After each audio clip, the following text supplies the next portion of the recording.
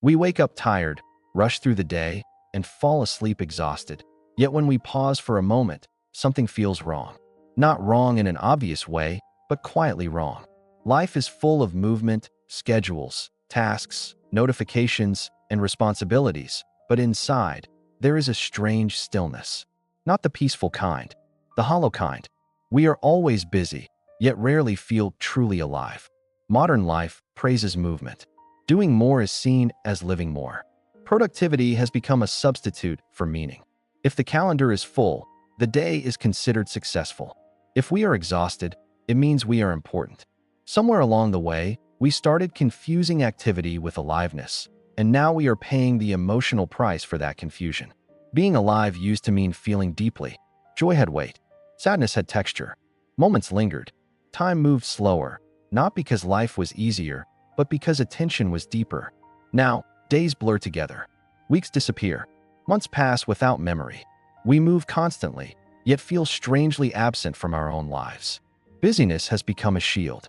It protects us from silence, from uncomfortable questions, from the feeling that something essential is missing. When life feels empty, we fill it with tasks. When meaning fades, we replace it with movement. And because the world rewards speed, no one tells us to stop. The problem is not that we work too hard. The problem is that much of what fills our days does not nourish us. We answer messages we don't care about, attend meetings that drain us, scroll endlessly through content that leaves no trace. Our energy is spent everywhere, but invested nowhere. This is why rest no longer works. We take breaks, vacations, days off, but the tiredness follows us. Because the exhaustion is not physical. It is existential. It comes from living days that are full but not meaningful, busy but not connected, productive but not alive. Even pleasure has become rushed. Entertainment is consumed quickly. Experiences are documented instead of felt. Moments are captured for proof rather than lived for depth. We are present everywhere except inside ourselves. And without that inner presence, aliveness fades. Many people don't realize this is happening. They assume something is wrong with them, that they need more motivation, more discipline, better habits. But the issue is not personal failure. It is a cultural condition. A world designed for speed slowly drains the human capacity for depth. Aliveness requires space. It needs pauses, slowness, emotional engagement, and moments without purpose. But modern life treats stillness as inefficiency and silence as wasted time. So we learn to keep moving, even when movement is killing our sense of being. This is why people feel empty even when life looks fine from the outside. The job is stable. The routine is solid. Nothing is technically wrong. Yet something essential feels missing. Not excitement, not success, but presence, meaning, the quiet sense that you are actually here, living your life, not just managing it. We have not lost life. We have lost contact with it. And until we understand how busyness quietly replaces aliveness, we will keep mistaking exhaustion for progress and emptiness for normal. The most dangerous part of this condition is that it feels normal. Everyone around us is rushing too. Everyone is tired. Everyone is busy. So we assume this is just what adulthood looks like. We stop questioning it. We stop noticing how little we feel. And slowly, we lower our expectations of life itself. When aliveness fades, we don't notice it disappear all at once. It erodes quietly. First, curiosity weakens. Then wonder disappears. Then even joy feels muted. We still smile, still laugh, still function. But something behind those emotions feels distant, like sound traveling through a wall. Busyness gives us the illusion of purpose. As long as there is something to do, we feel justified in existing. But purpose is not movement. Purpose is meaning. And meaning cannot survive when every moment is filled, rushed, and optimized. We rarely ask ourselves how a day feels anymore. We only ask how much we got done. And because of that, we don't notice when our inner world starts shrinking. We don't notice when life becomes something we complete rather than something we experience. The human nervous system was never designed for constant urgency. It needs rhythm, tension and release, effort and rest, engagement and withdrawal. But modern life keeps us permanently activated, always alert, always reachable, always on edge. Over time, this state numbs us, not because we feel too much, but because feeling too much for too long forces the mind to shut down. This is why people say they feel disconnected, but can't explain from what. Disconnected from others, from themselves, from time, from meaning. They are not broken. They are overstimulated and undernourished at the same time. Even moments meant for rest are invaded. Phones follow us into bed. Work follows us home. Notifications fracture silence into fragments. There is no true ending to the day, only pauses between interruptions. And without endings, the mind never resets. It only survives. Aliveness requires a certain vulnerability, a willingness to be present without distraction. But presence has become uncomfortable. Silence feels heavy. Stillness feels anxious. So we keep ourselves occupied, not because we love being busy, but because we are afraid of what we might feel if we stop. And yet, what we are running from is exactly what we need. Emotion, meaning, awareness, the raw experience of being human. The tragedy is not that life is hard. Life has always been hard. The tragedy is that life is becoming shallow. Not because people don't care, but because they are too busy to feel. This is the quiet trade modern life has made for us.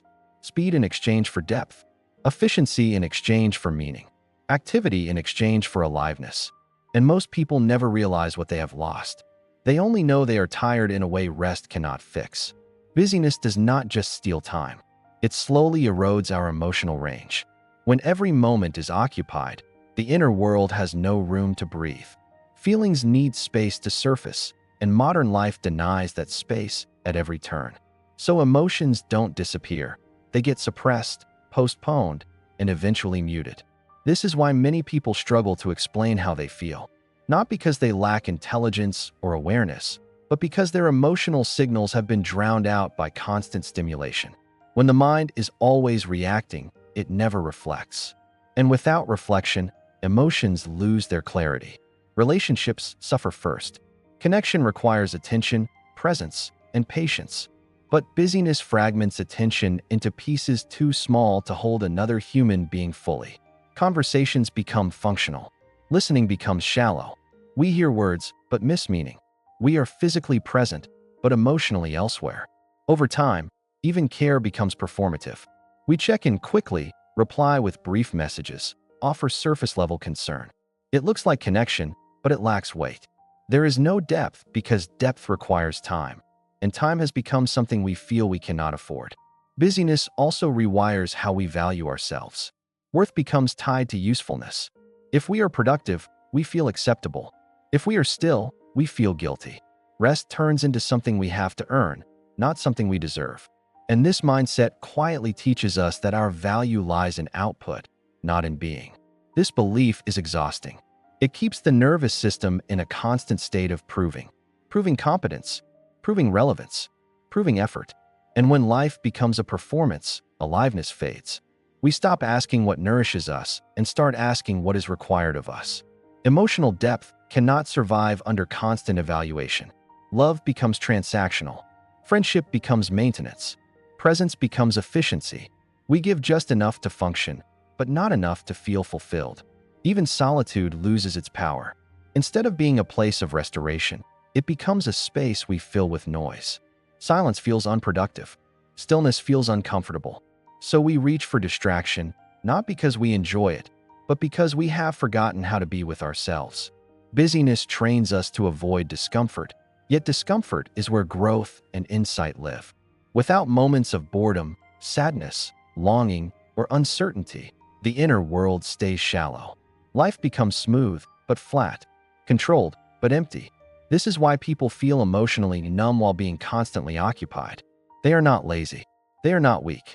They are overextended in a system that rewards speed and punishes depth. The more we rush, the less we feel. The less we feel, the more we rush, hoping movement will bring back what only presence can restore. And slowly, without realizing it, we become strangers to our own inner lives.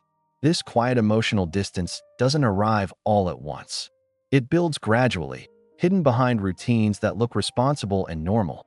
Days become tightly scheduled, weeks blur together, and before we realize it, life starts happening on the surface only. We function efficiently, but we don't feel deeply. We exist, but we don't fully experience. Modern life teaches us to move past emotions quickly. Feel something uncomfortable, and there is always something to scroll, watch, or do. Pain is labeled unproductive. Sadness is treated like a problem to fix. Loneliness is masked with background noise. We rarely sit long enough with any feeling to understand what it is trying to tell us. This creates an emotional backlog. Feelings that are never processed don't disappear, they settle into the body. They show up as fatigue, irritability, anxiety, or a vague sense of emptiness that has no clear cause. People say they're tired, but rest doesn't help. They say they're bored, but stimulation doesn't satisfy. Something deeper is missing. Care, in this environment, becomes conditional. We care when it's convenient. We support when it doesn't interrupt momentum. But real care is disruptive. It requires slowing down. It asks us to sit with discomfort, uncertainty, and vulnerability. And a life optimized for speed has no patience for that. This is why empathy feels rarer. Not because people are cruel, but because they are overwhelmed. When emotional capacity is drained by constant demands, there is little left for others. Compassion requires emotional bandwidth, and busyness consumes it completely. Even our language reflects this shift. We say, "I don't have time," instead of "this matters to me." We cancel plans without guilt. We replace presence with updates. Slowly, we lower expectations. Not because we want less connection, but because hoping for depth feels risky in a world that rarely delivers it. As this becomes normal, we stop noticing the loss. Disconnection turns into the background state of life. We adapt to it. We call it adulthood, responsibility, maturity. But underneath, something essential is eroding. The human nervous system was never designed for constant acceleration. It needs rhythm, moments of engagement followed by moments of rest. Without that balance, the system stays activated, never fully settling. And when the body cannot rest, the heart cannot open. This is why so many people feel distant even in relationships they care about. They love, but they don't feel close. They communicate, but they don't feel understood. They are surrounded, yet emotionally alone. The connection is there in theory, but not in experience. Busyness doesn't just take time away from relationships. It changes how we show up in them. We become more guarded, more efficient, less available. We stop lingering in moments. We stop asking deeper questions. We stop staying when conversations get uncomfortable. And slowly, the world becomes quieter, not because there is peace, but because there is less emotional resonance. Less laughter that lingers. Less silence that feels safe. Less presence that feels grounding. This is not a personal failure. It is a cultural condition. A system that values constant output over inner life will always produce people who feel disconnected from themselves and each other. And until we recognize how busyness is shaping our emotional world, we will keep mistaking exhaustion for laziness, numbness for strength, and isolation for independence, without realizing what it's costing us. Meaning is not something we find by accident. It is something that grows slowly when life has enough space for reflection, repetition, and emotional presence. Modern life, however, is designed to remove that space.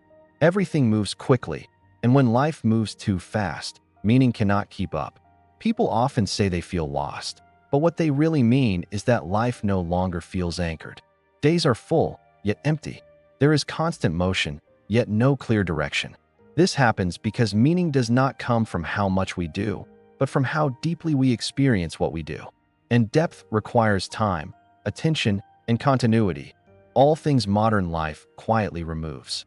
When life becomes fragmented into tasks, notifications, and obligations, the sense of a coherent story disappears.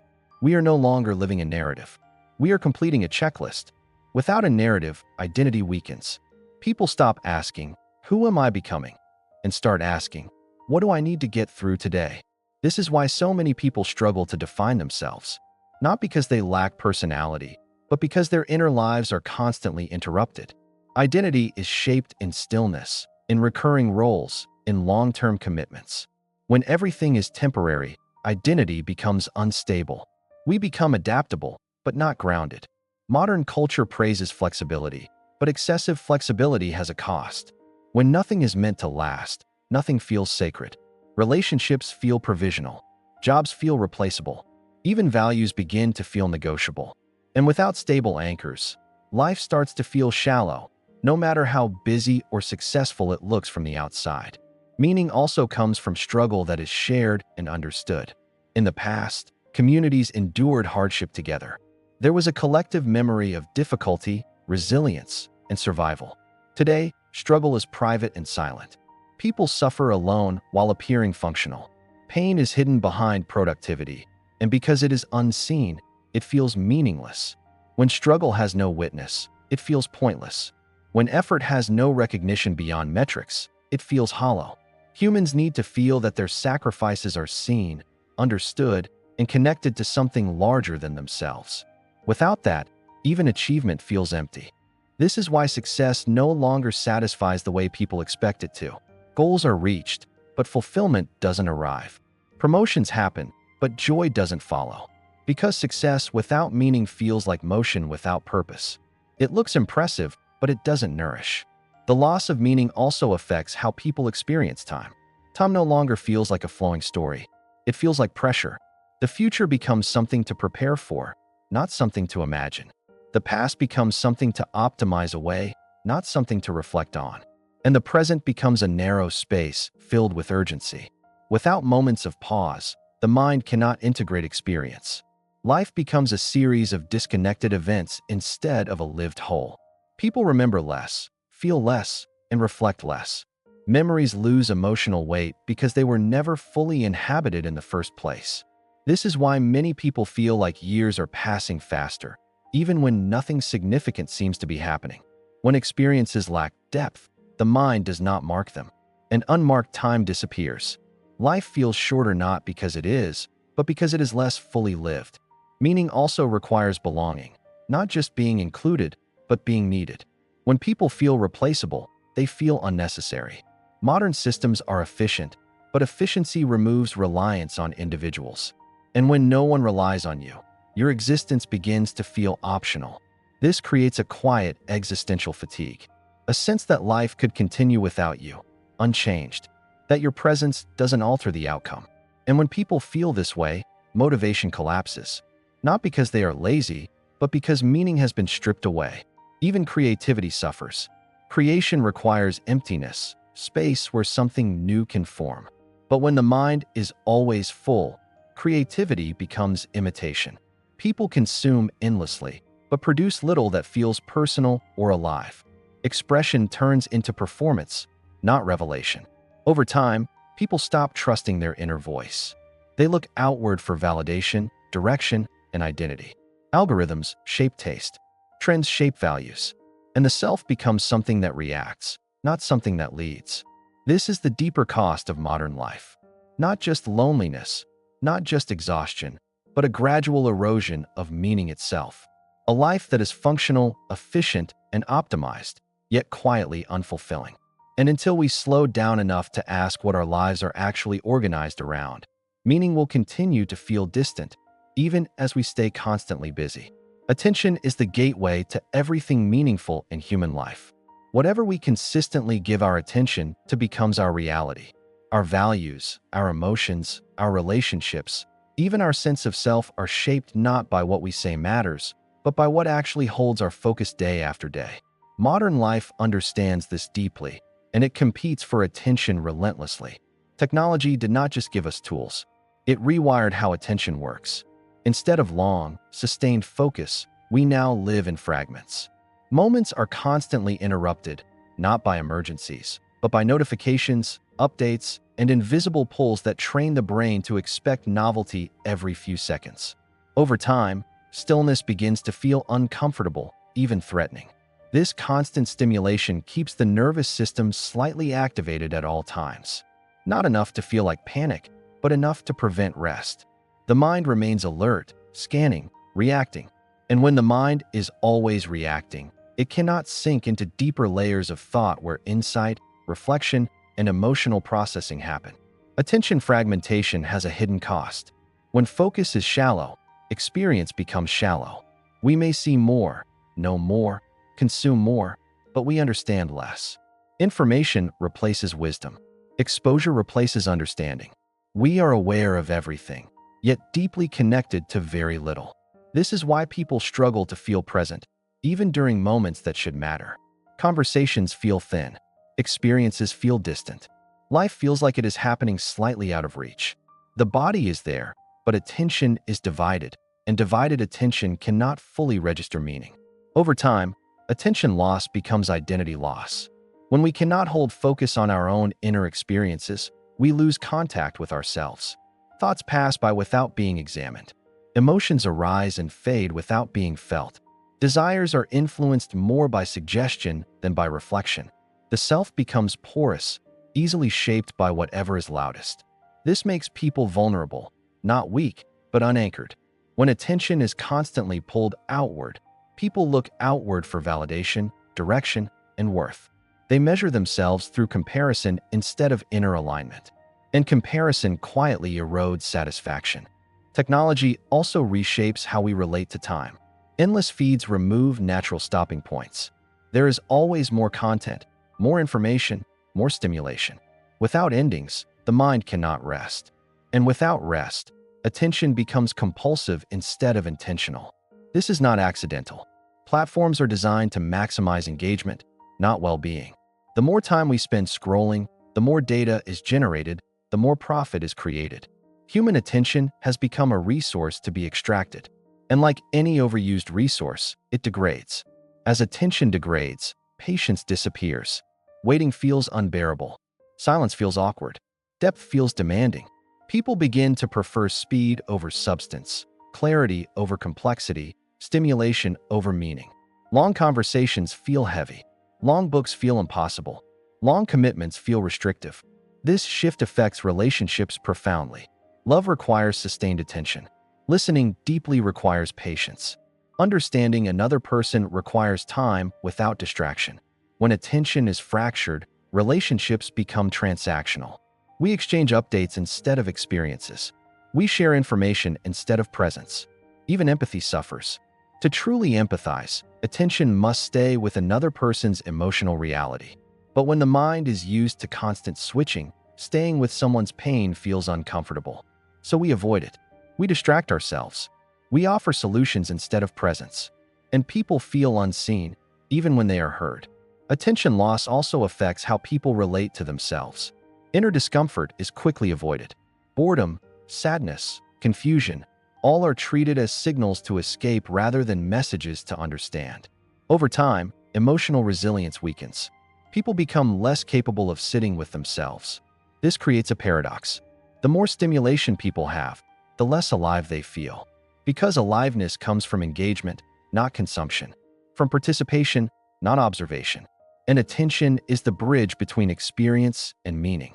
Without reclaiming attention, no solution to modern loneliness will last. Communities cannot be rebuilt. Relationships cannot deepen. Meaning cannot return. Because all of these require presence. And presence begins with attention that is chosen, not hijacked. The tragedy is not that technology exists. It is that we have lost sovereignty over our focus. We did not consciously decide to live this way. It happened gradually, quietly, one interruption at a time. And until we recognize that attention is not just a mental skill, but a moral and emotional one, we will continue to feel scattered, disconnected, and strangely empty, even while being constantly engaged. Breaking out of this cycle does not require radical escape or abandoning modern life altogether. It begins with something far quieter and more difficult: reclaiming intention. The problem is not technology, productivity, or progress itself. The problem is living without choosing what we give our time, attention, and emotional energy to. The first step toward restoration is slowing down enough to notice what has been lost, not in a dramatic way, but in small, honest moments. Noticing how often silence feels uncomfortable, how often the impulse to distract arises, how rarely we sit with a feeling without immediately trying to change it. Awareness is uncomfortable at first, but it is the doorway to depth. Reclaiming depth means allowing life to have friction again. Modern systems are designed to remove friction: one-click solutions, instant delivery, immediate responses. But friction is where meaning forms. Waiting builds anticipation. Effort builds attachment. Commitment builds identity. When everything is easy, nothing feels earned. This is why rituals matter. Rituals slow time. They create predictable moments where presence is required.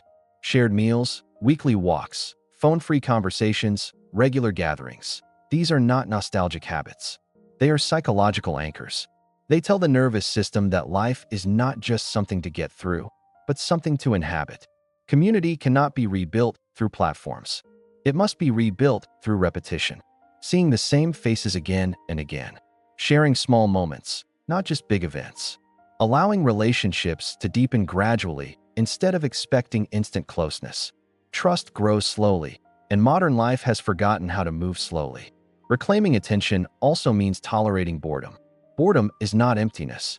It is unoccupied attention, a rare and powerful state. When boredom is allowed to exist, creativity returns. Reflection returns. Long thoughts return. The mind begins to connect ideas in ways it cannot when constantly stimulated. This is why many of history's insights came from stillness, walking, waiting, sitting, observing. A mind that is never bored never discovers itself. It only reacts to what is placed in front of it. Another essential shift is redefining productivity. Productivity that ignores human limits becomes self-erasure. A meaningful life is not one where every moment is optimized, but one where energy is respected. Rest is not a reward for exhaustion. It is a requirement for clarity, compassion, and presence. This also applies to relationships. Depth requires emotional availability, and emotional availability requires rest. When people are depleted, they become self-protective. They withdraw not because they don't care, but because they have nothing left to give. Restoring depth means restoring capacity. Rebuilding connection also means choosing fewer things and caring more deeply about them. Modern life encourages endless options, more content, more choices, more paths. But meaning comes from limitation.